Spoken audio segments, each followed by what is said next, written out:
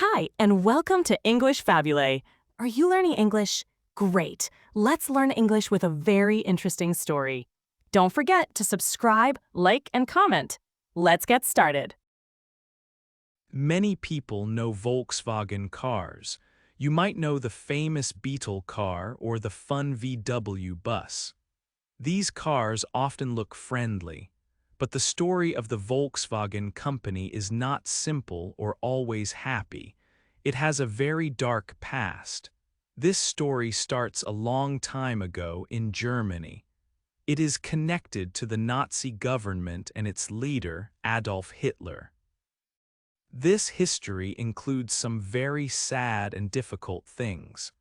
After Germany lost World War I, the country had terrible problems.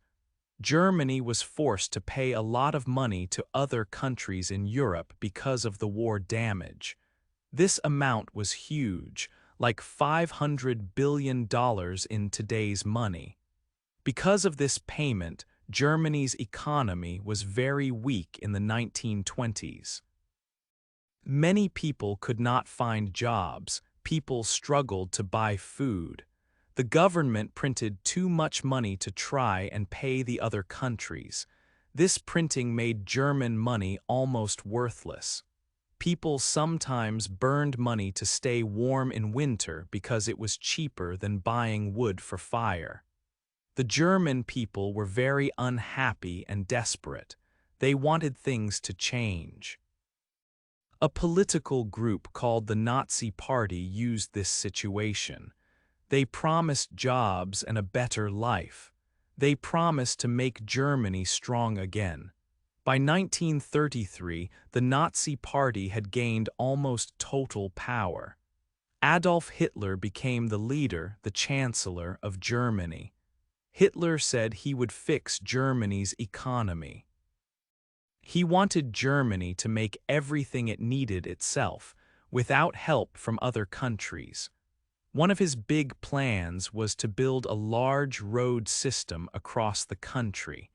These new highways would connect German cities and help the economy grow. This system was called the Autobahn. Hitler ordered the government to start building thousands of miles of these new roads. Soon the Autobahn roads were being built, but there was a big problem. There were not many cars to drive on these new roads. Most German people did not own cars. Even if the economy was getting a little better, cars were still a luxury item in the 1930s. Only richer people had cars then. Normal working families could not buy a new car. It was too expensive. For many years since cars were first made, German engineers dreamed about a special kind of car. They wanted a car that was small, easy to build in large numbers, and cheap enough for ordinary people to buy. People called this idea the people's car. In the German language, this is Volkswagen. Some car designs were made before, but they never became really popular or reached many people. Hitler wanted to change this. He saw the people's car as very important for his plans for Germany. He wanted this car to be built so that many Germans could finally own a car and use the new Autobahn. 2. A car for everyone. In Germany, many people wanted to have their own car. But cars were usually too expensive for normal workers. Engineers thought about making a different kind of car. It should be small, cheap to buy, and easy to make in large numbers. This idea had a popular name, the people's car. In the German language, this is Volkswagen. Some designs for such a car existed before, but no company had made one for lots of people yet. Adolf Hitler liked the idea of a people's car. He wanted people in Germany to travel on his new roads, the Autobahn, so he needed someone to make this car. He chose Ferdinand Porsche. Porsche was already a well-known car designer in Germany. He had made some popular cars before. Hitler thought Porsche was the right person for this job. Hitler gave Porsche clear instructions for the car. It needed to be a family car, with room for 2 adults in the front and 3 small children in the back. The car must be light and not use much fuel. It also had to be fast enough for the Autobahn, reaching a speed of 100 kilometers per hour. Hitler had one more idea. He told Porsche the car should look like a beetle, a small, round insect. Hitler even made some simple drawings to show his idea. Ferdinand Porsche started work. He looked at some of his older car designs for ideas, but the idea of a people's car was not new. Other engineers had worked on similar cars for many years. Some of these older designs looked quite like the car Porsche made. It is possible Porsche used some of these other ideas. Years later, another engineer showed this and got some credit for the design. So the Volkswagen shape was probably not only Porsche's idea.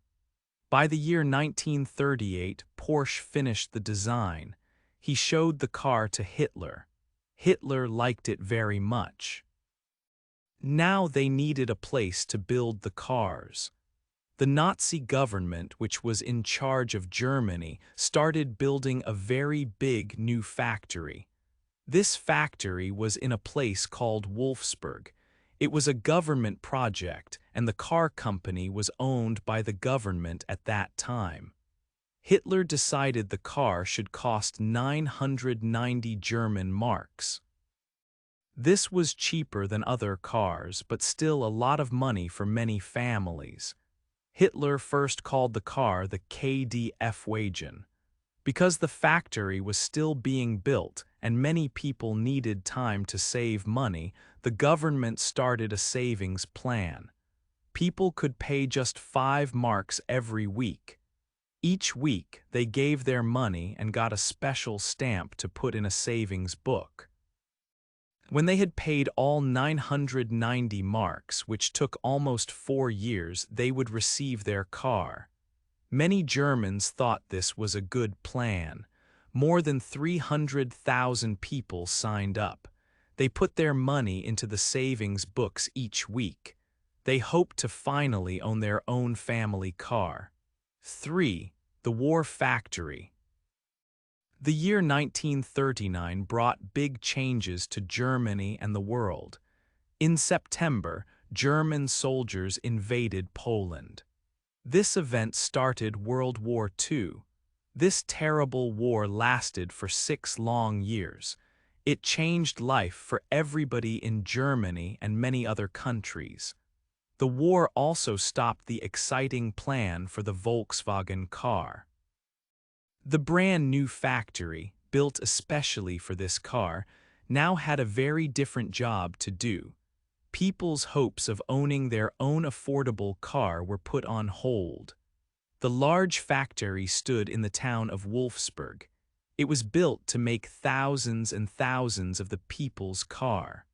Production lines were almost ready to start building the car designed by Ferdinand Porsche. But the beginning of the war stopped these plans immediately. The factory could not build cars for ordinary families during wartime.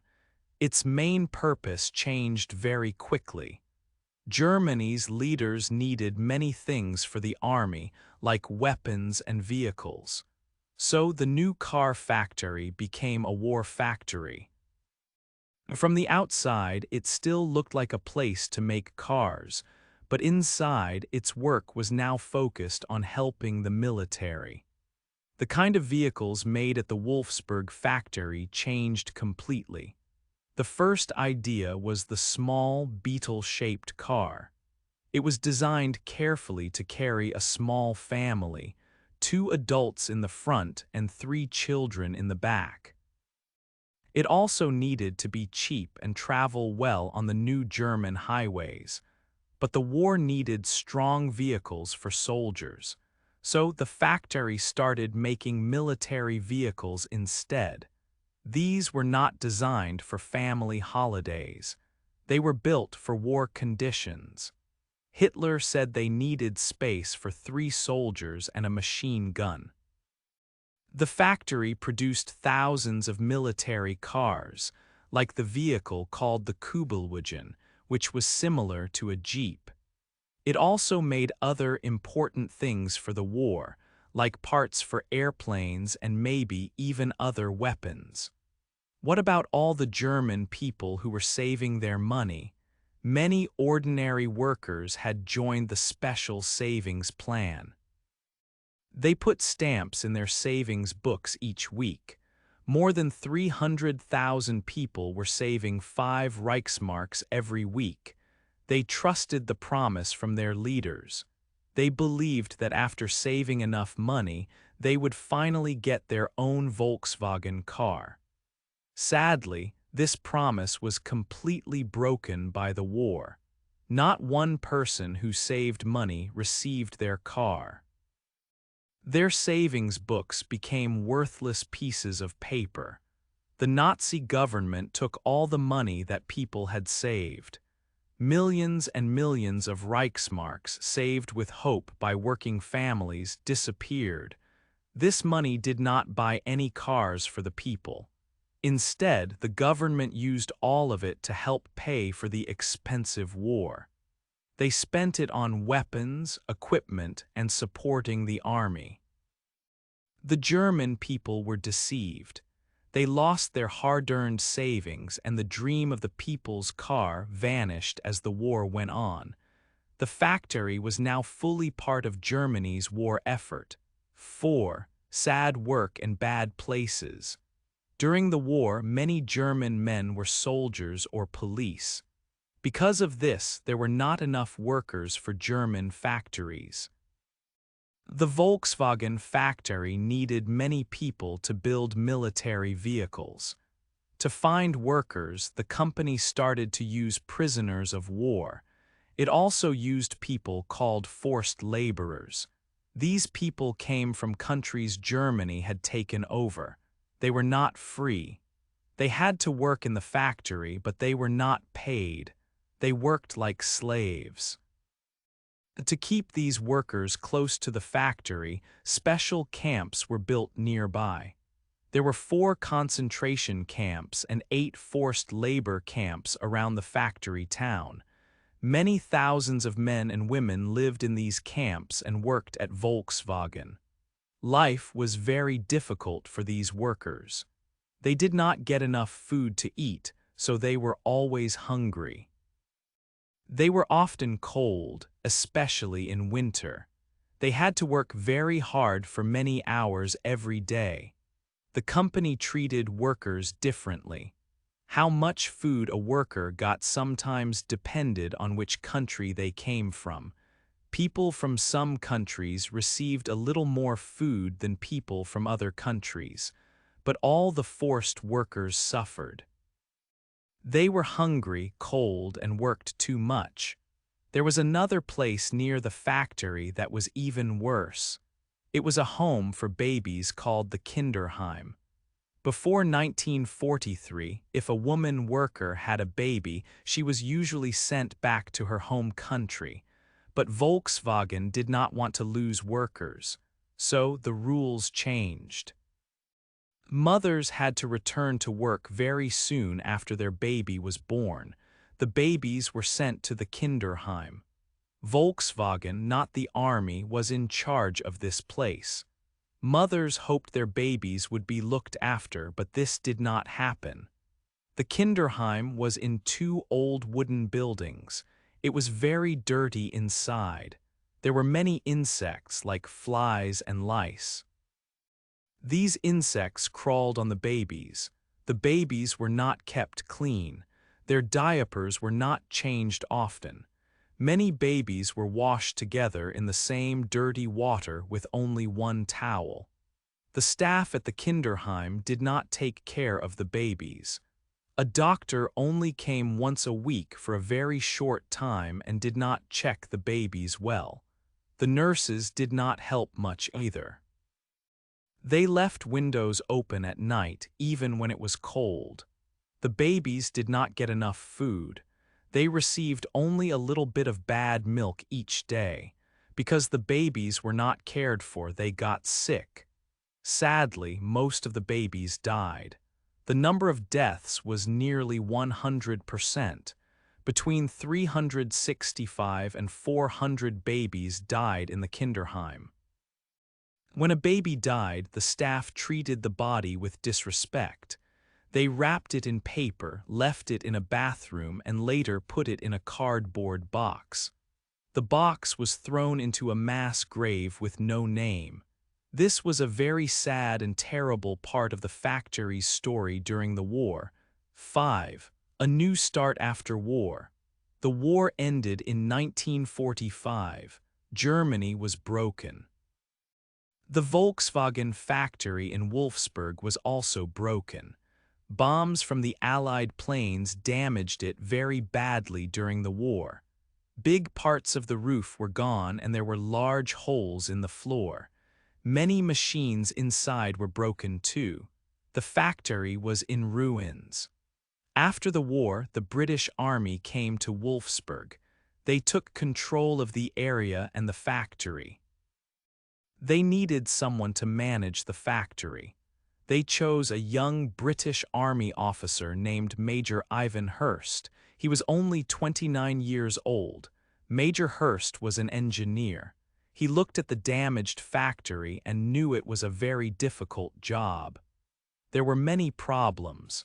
The factory buildings needed big repairs. It was hard to find materials like steel and glass to build cars. Also, most of the people who were forced to work there during the war had left. There were not enough workers, but Major Hurst started to fix things. First, workers cleaned the factory.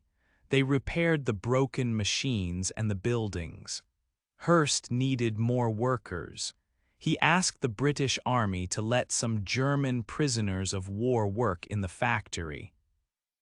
To get materials, Hurst made agreements to receive regular supplies of steel, glass, and other important parts.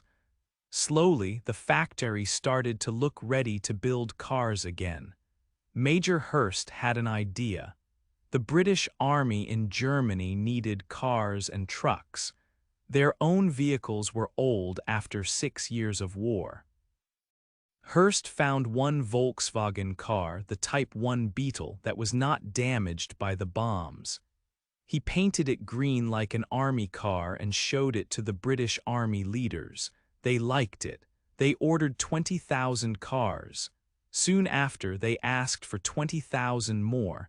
Making so many cars was hard at first. The factory was still being repaired. But Hurst organized the work better. He created assembly lines. On these lines, the car moved from one worker to the next, and each worker did one special job. This made building cars faster. By the end of 1946, the factory made its first 10,000 cars for the British Army. During this time, they also had another new idea. They used small flat trucks inside the factory to move parts around. Someone thought they could change this small truck a little bit and sell it to normal people. This idea later became the Volkswagen Type 2.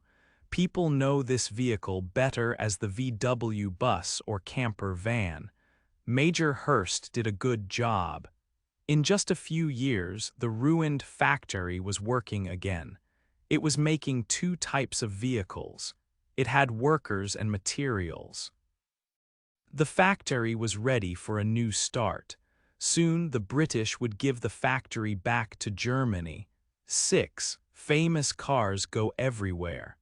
After the war, the British Army helped rebuild the Volkswagen factory. Then it was time to give the company back to Germany. Soon, Volkswagen cars started to become famous, not just in Germany, but all over the world. The first car, the Type 1, got a nickname, the Beetle. People loved its simple, round shape. It was small, easy to drive, and not too expensive. In 1955, Volkswagen made its 1 millionth Beetle. This was a very big number. The car became more and more popular.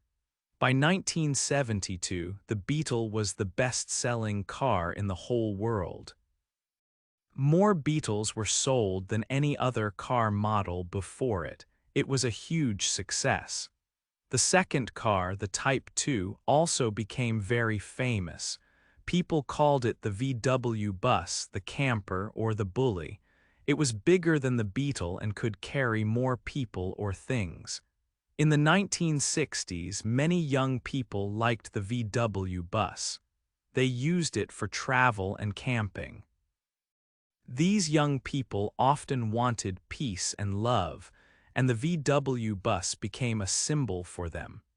It was amazing that a company started by the Nazis was now linked with peace movements.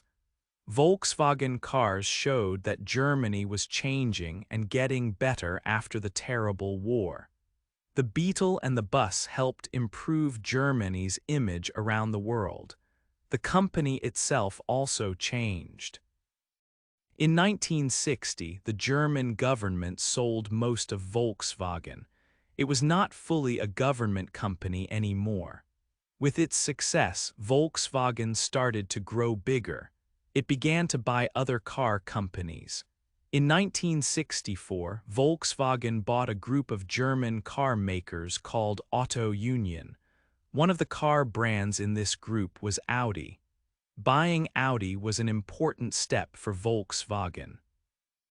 It showed the company wanted to become even larger and sell different kinds of cars. This was just the start of Volkswagen buying many other famous car brands from different countries. The company was on its way to becoming one of the biggest car makers in the world. 7. Buying other car companies. Volkswagen became very successful after the war and wanted to grow more. One way was buying other car companies. In 1964, Volkswagen bought a group including Audi, so Audi became part of Volkswagen. Later, in 1986, Volkswagen bought most of Seat from Spain. The next year, it bought Skoda from the Czech Republic. Around the year 2000, Volkswagen bought more famous brands like Bentley from Britain and Lamborghini and Bugatti from Italy. Volkswagen was now a very large company with many car brands. Then, another company tried to buy Volkswagen. This company was Porsche, famous for sports cars. Porsche also designed the first Volkswagen car many years before. The two companies knew each other well. For some years, Porsche owned a small part of Volkswagen, about 5%. Then in 2005, Porsche started buying more parts or shares of Volkswagen.